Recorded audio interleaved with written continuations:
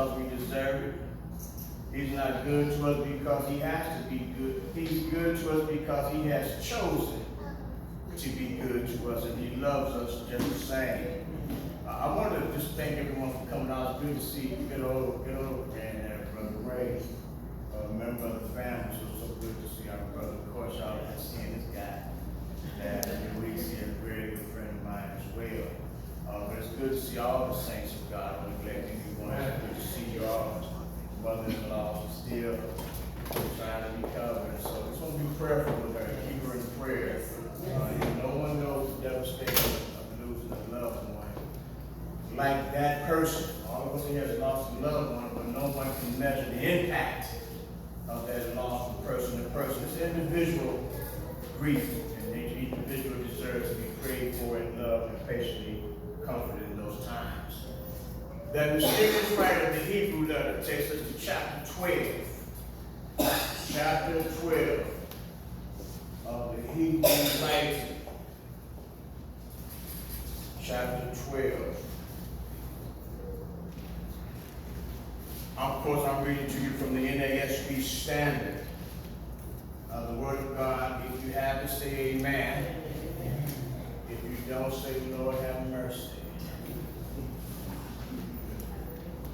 Hebrews chapter 12. And the word of the Lord reads this way.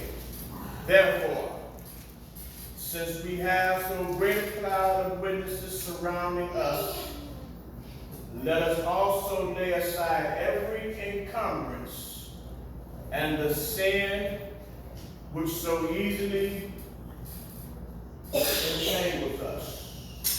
And let us run with endurance the race that is set before us, fixing our eyes on Jesus, the author and the perfecter of our faith, who for the joy that was set before him endured the cross, despising the shame, and has sat down at the right hand of the throne of God. For consider him who has endured such hostility by sinners against himself, so that you will not grow weary and lose heart. I'm going to live for a southern conversation this morning with the title of Feet Don't Fail Me Now. Chapter 12, verse number 1, the Bible says, therefore, so seeing we have such a greater cloud of witnesses among us, around us, and we are to run this race laying aside every weight, every sin that easily besets, King James Version, or entangles us. So we wanted to talk about feet don't fail me. I know your mind is probably saying, what about faith? Well, we're going to allow our spiritual person to interpret the word feet as faith, because we know that it is our faith that will carry us through. The Roman writer reminds us in Romans chapter 1, the Bible says, as it is written, from faith to faith, therefore the just shall live by faith. Feet don't fail me now. We want to be able to just keep running this race. The writer of this mysterious writing in Hebrews, because he begins with the word therefore, which causes us to look back. We could go back as far as chapter 10, because in chapter 10, he's there talking about the one sacrifice that was given for all humanity. He talks about stirring and provoking one another to love and good works. But then he ends chapter 10 with these words here. Therefore, let us not turn back, because we know that the Lord has no pleasure in those that turn back. So he's warning, these are warnings. Don't turn back, because we know that it's displeasing to God. But then when you enter into chapter 11, he talks about faith, the very foundation of the believer.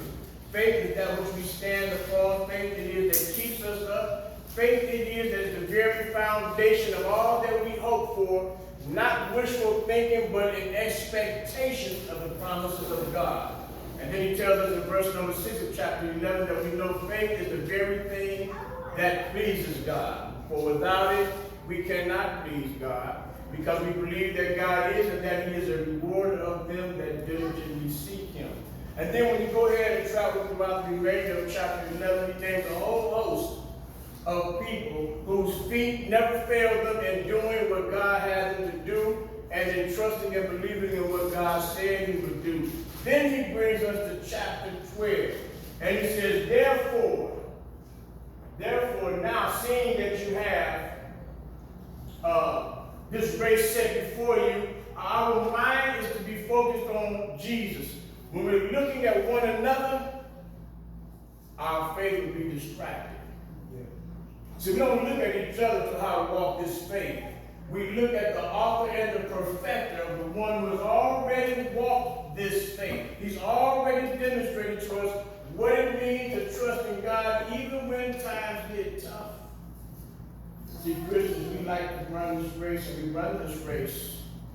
And we run it just well when things are going all right. When things get tough, we stop running. We stop running because we carry too much with us while we're running. But the Bible tells us that we're looking unto Jesus, the author and the finisher of our faith. Let's look at this translation here, the Message. Do you see what this means? All these pioneers who blazed the way, all these veterans cheering us on, it means we better get on with it. Strip down, start running, and never quit. Pay attention, no extra spiritual fat, no parasitic sins. Keep your eyes on Jesus, who began and finished this race we are in. Study how he did it, because he never lost sight of where he was headed. That exhilarating finish in and with God. He could put up with anything. Christians, running this race, we'll have to put up with some stuff.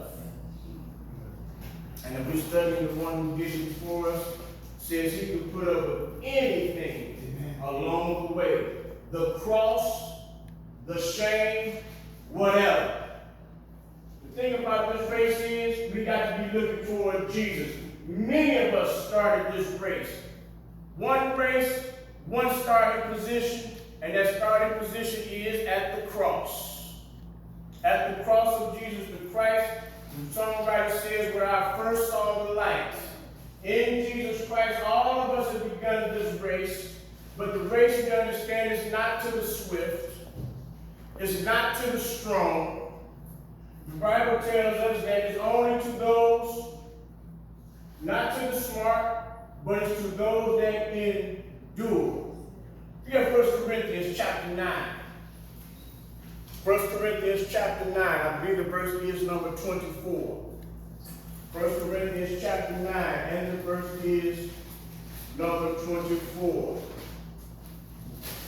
Brother Hatch, you want to share that with 1 Corinthians chapter 9, beginning at verse number 24.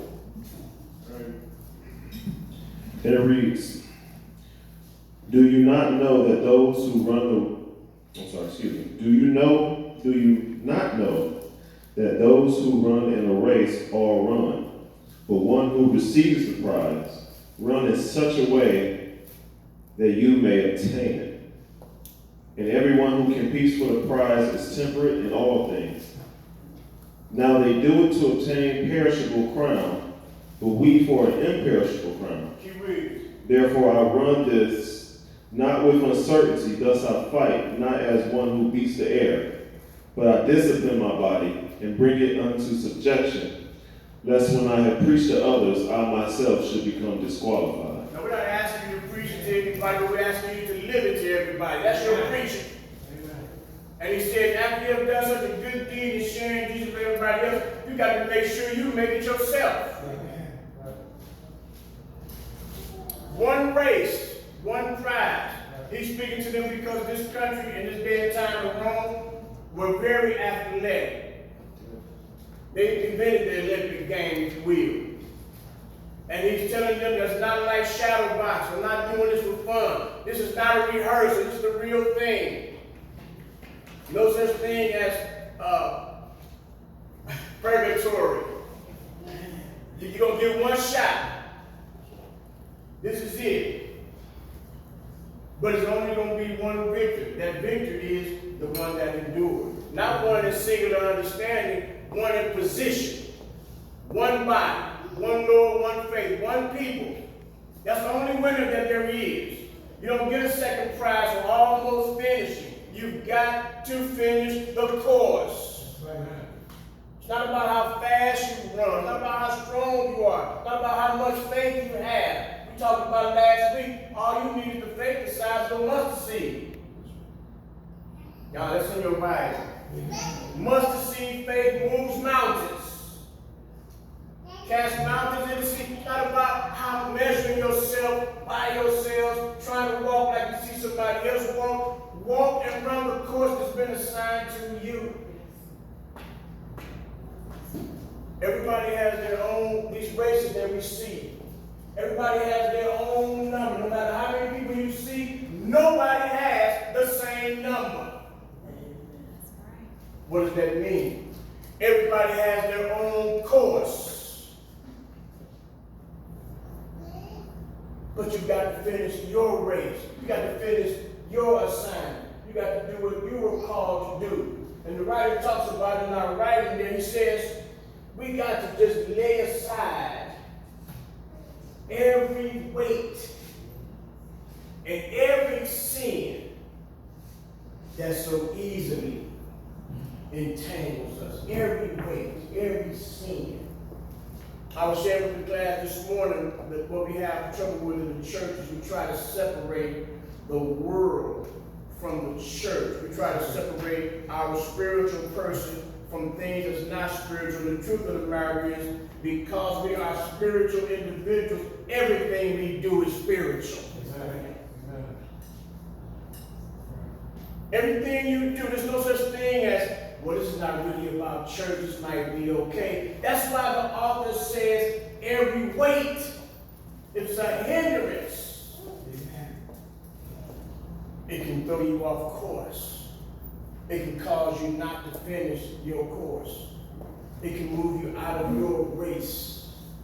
Your race is your race. Let me determine what's more important to me. I shared with you a few weeks back that the problem that I see is the church is too busy trying to look like the world. Instead of trying to have her own identity. No, we don't have to be peculiar enough to wear habibs and things that we don't have to wear bow ties. No, we don't have to restrict ourselves from wearing pants, none of that. But in our whole moral and character standard, we ought to be different. And we're trying so hard to carry the world while we're trying to carry the cross. It just won't work. It won't work. You can't carry the world and carry the cross. We got to let some of these things go. He's talking about sin. Notice he says sin and weight, because some of the things are not sinful, they're distractions. It says it's sin for me to work 80 hours a week, only if it's taking you away from the Lord. If I work 80 hours a week, but only read my Bible 1 hour, let's do the math. There's nothing simple about working. But if it takes you away from the Lord and your conversation and time with the Lord, it's a problem. It's a weight. I'm pursuing a career. There's nothing simple about that unless it takes you away from the race. The thing about running, I wish I could give you a picture of that. When my wife looked at this son, but they probably weren't too quite appropriate. But the runners in that day, they ran and they probably a little bit less than Tarzan's loincloth. Because they wanted nothing to impede their motion. And that's the picture that this writer and this author is trying to paint. We want to run this race with less as we can. It's going to impede our progress. Our motion has to be light. Even today, runners, they run light, but now they wear gold and everything. They wore nothing at that time. Paul is saying the gold can wear you down. Ask the church in Laodicea, wealth can wear you down. I know it got quiet. You like money. There's nothing wrong with money. But if money moves you out of the race, then it's a problem. Amen. Then it's a problem. He says,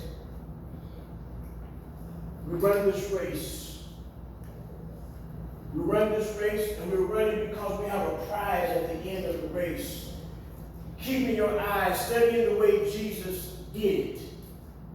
We study the way Jesus did it because we know that Jesus has on a mission. The devil tried to give him something before his time. And sometimes we're running this race, we get anxious. We don't run with patience. We run this race, the Bible says, with patience. What does patience look like? Patience means I don't expect to see the finish line anytime soon, but I know there's one there. Y'all hear me? Amen. Like a marathon, cross country. I never ever thought I never wanted to be a cross country runner. When you started the school, you see these, I was one of the ones where you started ones where you see these brothers all the way down around E Road and Harvard. Not my idea of a race. I just want to run a track I can see. But I tell you what endurance and patience looks like. I know that when we were in school, I can remember when I was in school, our tour days in practice, in the summertime, new school football kind of pampered a little bit. Because I didn't want to make sure you don't fall out. They didn't care about you falling out then. You're going to start this practice at like 7 or 8 in the morning. You're going hard to about 11, 12, get you about an hour, and come back and do it again. The sun is beaming. And you ran it without even playing football. The only person that had the football was the quarterback and the running back. So they can get used to carrying and handling the ball. Everybody else just ran. And sometimes it has to be like that in your Christian walk, just willing to run. You might not never be the ball carrier, just run. What do you mean ball carrier? You might not never be the feature in Christianity, but your job is still to run. Just by being a runner in the race, you're showing others that I know it's a finish line. And I have a prize, I have a reward. And I shared with you before, and I can't change that. You don't necessarily run or stay faithful to get it because it's already yours. But you run to obtain it. What's the difference? Because I know it's there, it keeps me going. Right. Because I know it's there, it keeps me going. So here's the difference. All of us in the race are going to receive the crown. All of us are going to receive the mansion. All of us are going to receive, but we got to finish. Not to say just do it. You got to just finish. Just finish. Let me tell you what this course looks like. You're running this race, and then somebody gets on your nerves. Somebody rubs you the wrong way. It can easily take you off the course. Watch this gonna come as a shocker. It can sometimes happen in the church and just cause you to step all the way out of the race. But you gotta finish. Amen. So what? Your marriage crumbles. So what? Your children going to jail. So what? Your spouse died. You got to finish your course. He says, so what? I'm not being me. I'm just saying that's indifferent to that. That's not a reason to quit. It's not a reason to stop running. That's right. And you can't run haphazard. That's right. You can't run with a pillow every now and then. You can't shortcut the race. Everybody has the same starting point at the cross, and everybody has the same finishing point. When you hear the master say, well done, my good and faithful servant, you know you have finished your race. Not until. Say, well, Moses, I can't do that one. You still can pray. You still can pray. You still know how to use the phone, right? You got computers. I don't expect everybody to spend money. They thought about you at Hallmark. You make 99-cent cards now. You don't have to spend a lot just to send somebody something to say, I love you, I'm thinking about you. Amen. You don't have to be 500 scriptures trying to make somebody come back. That's right. Just tell them I love you and I miss you. Amen. That's it. Amen. Amen.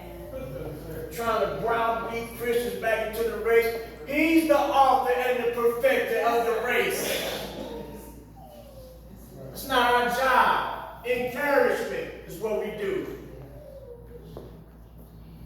Just finish. Sin. Let me tell you something about sin, church. You gotta stop. You gotta stop. I don't know what it is. I don't even know who I'm talking to. But you know that thing you like to do that you know just ain't right? You gotta stop. You know how you think about that person every time you think about that person? You gotta stop. You can't run this race with extra weight. The beginning of the message said spiritual fat. Amen. That's extra. You got to trim some of that off. Little by little. The apostle said, we read it in 1 Corinthians chapter 9, I buffet my body daily. Let me help you with that buffeting the body. It's talking about a black and blue beating, a terrible in-depth bruising of the body to make sure it's up to the cause.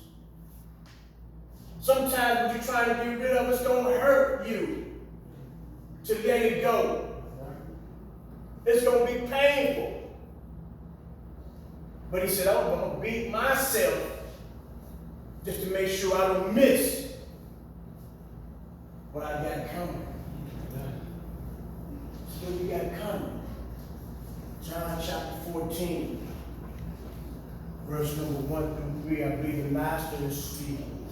Let not your heart be troubled. You believe in God, believe also in me. For in my Father's house are many mansions. So I'm going to prepare a place for you, that where I am, there you may be also. And I will come again and receive you unto myself, that where I am, there you may be also. That's how this word. When he says, in my Father's house are many mansions. Now y'all know these are just pictures. So please don't plan your trip up there with some gold palace. But I want to give you a vision. Because we're looking to finish the race, because all of us want our mansion and we want our road. Revelation 3:5. The Master is speaking again about all those that endure to the end. I will clothe them in a white robe. And it says endure to the end. You got to just finish. You got to just finish.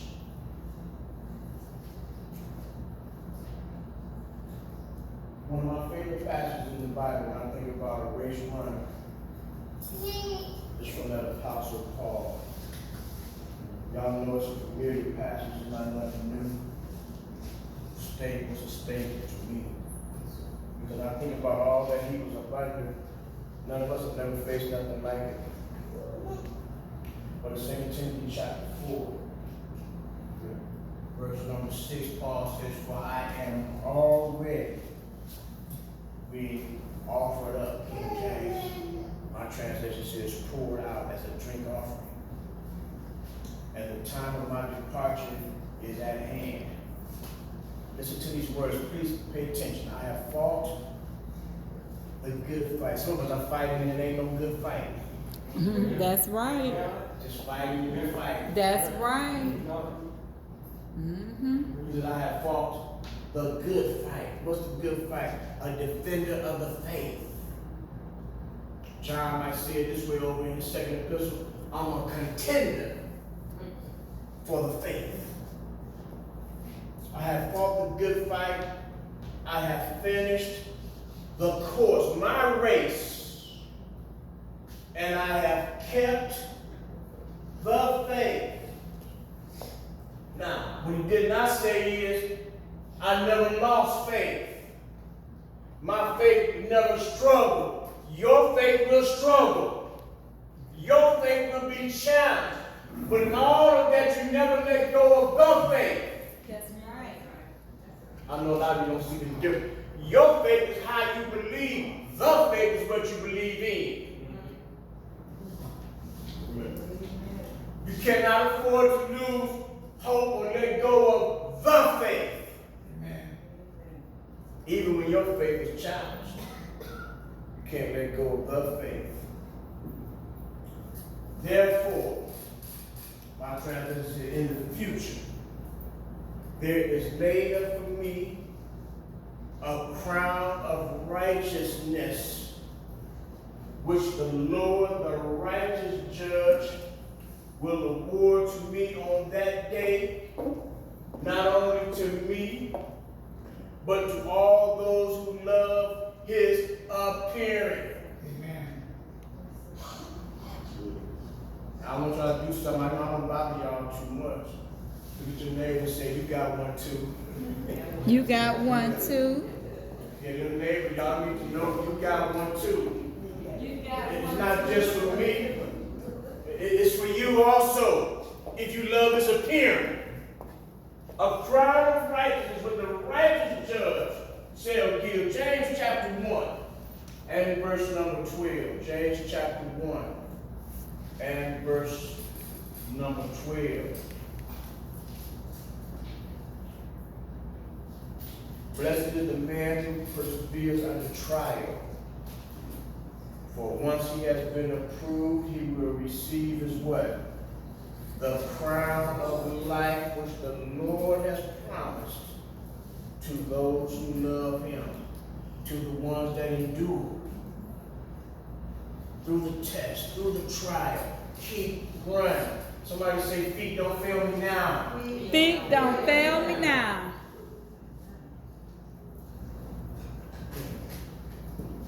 Blessed is the man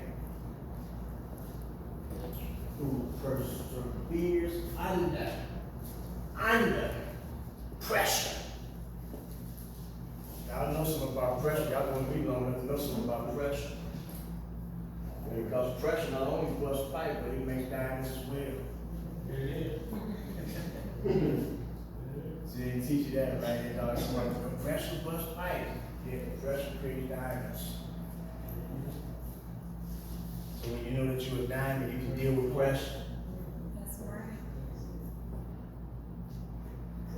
Pressure makes diamonds. Revelation 2:10. Revelation chapter 2 and verse number 10.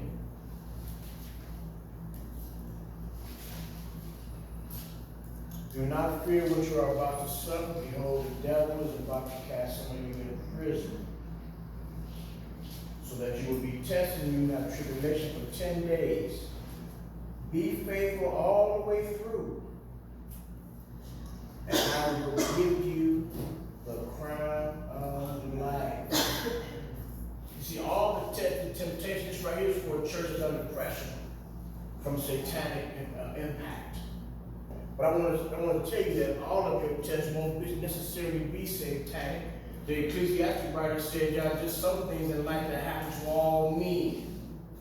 Sickness, we know is from the fall of mankind, but it's not necessarily satanic. It's just the failure of the body. It's a derivative of sin, but it's not Satan necessarily himself. We get sick. Loved ones die. People's jobs fold. People lose jobs. That's all just test of life, not necessarily test. These things happen if you live long enough. That's right. That's right. But then you have those enemies where you got fired because you didn't like your Christian posture. Right.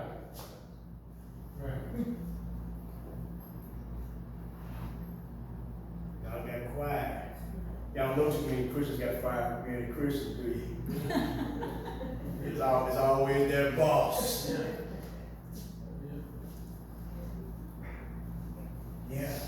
Sometimes it's satanic. People talking about you. People putting your name down, putting your name out, persecuting, backbiting. That's satanic. That's demonic. He's telling the church here, even up under the severest of satanic attack, just endure. And the Lord is going to give you a crown of life. That's right. I know Wednesday was kind of a tough class for us. We was on it Wednesday. I had to come back and rescue with some encouragement. Amen. And I really hope this message is encouraging, because we all have a race to run. And it's all going to hinge on one thing and one thing alone, and that's your faith, not quitting. Can't give up. Not because you feel like you can do it, not because you feel like you can achieve it, but you know that the one that has you says he has the power of you in his hand. He has your life in his hand. I've got to believe in him. He said he'll keep me to the end. He said he'll be with me all the way, even until the end of the earth. That's what I believe in. It's not about me. I ain't Christian all. I ain't going nowhere. My faith in the Lord. Your faith ain't worth nothing. The Lord is faithful. You say, why would you say that? Because Peter said the same thing, and he walked with him. That's right. Lord, I ain't going nowhere. I'll never deny you.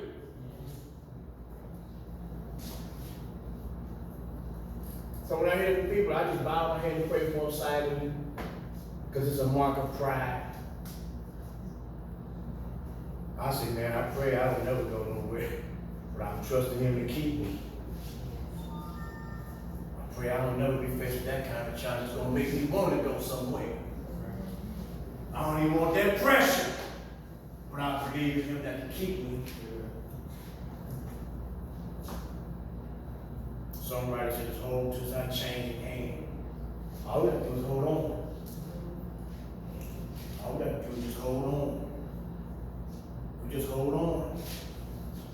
We know that the Lord has a crown of righteousness for us. Everybody, just take a moment and think about what you're carrying that you don't need to carry. Think about the sin that you have going on. And decide yourself, can you afford to carry this with you through the rest of this race?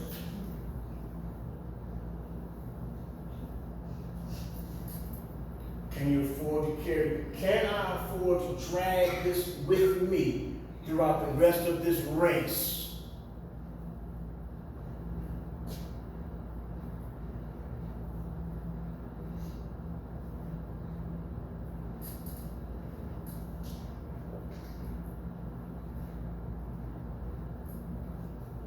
Here's the message. If you're here today, you're not a child of God.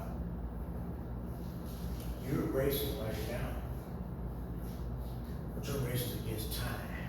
See, you're not racing anything, you're racing against.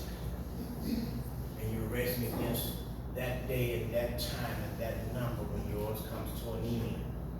And because you're not a child of God, you have lived in this human race all this time for nothing.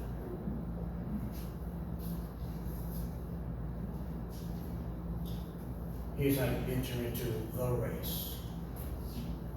You just acknowledge simply that Jesus is the Son of God, and that he hung Calvary's cross, not for the world, but he hung it for you. That's my theology. I believe there's been one person here who did the same thing. It had to be millions, it had to be thousands. Because when he crossed the sea, he brought one man out of the tomb, out of his mind, and came right back to the other side. I believe he came down here for one person. It makes it more personal when you understand that he hung the cross for me. And All he said was believe in me. He that believeth in me and gets in the water shall be saved. That's what he said. Now, he is the author and the finisher of the faith. He's the author and the perfecter of the race. If he tells you water is necessary, I think I want to follow the one who decided what this race looks like and finished it. And see, all the golfers have a favorite course because they've mastered that course. Yet you've never seen the same golfer win every year, which means he's never really mastered that course. But this, Jesus, he mastered the course. And he's giving us a map on how to master the course. And he says all you got to do is keep running. Just keep running. And you finish the course. And you're not a child of God. I mean, you are a child of God.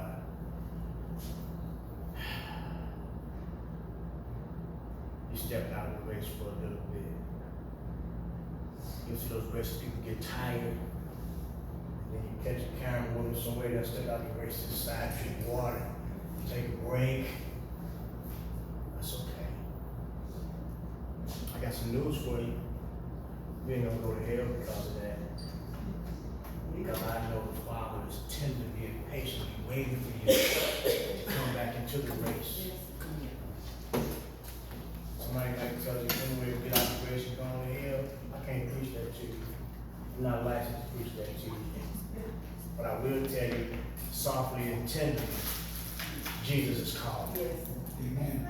And he wants you to get back on the course.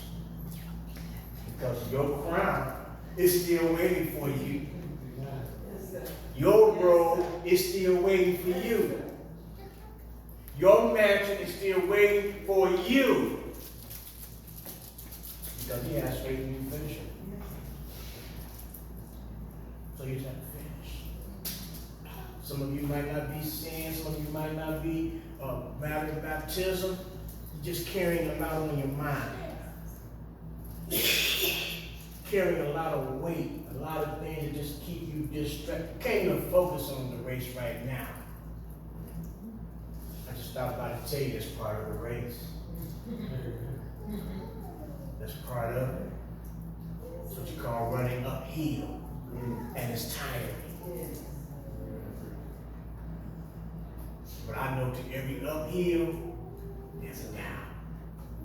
Things will get easier if you just keep running. Just keep running. Just keep running. So you're ready to sing the Savior's invitation. I want you to think about your course, your race, your weight, your sin. More importantly, I want you to think about the author and the finisher of the faith. The author and the finisher of the race. Think about him as you think about this moment. Let's together stand to sing the Savior's invitation. Everybody please be standing. Let the call come ready.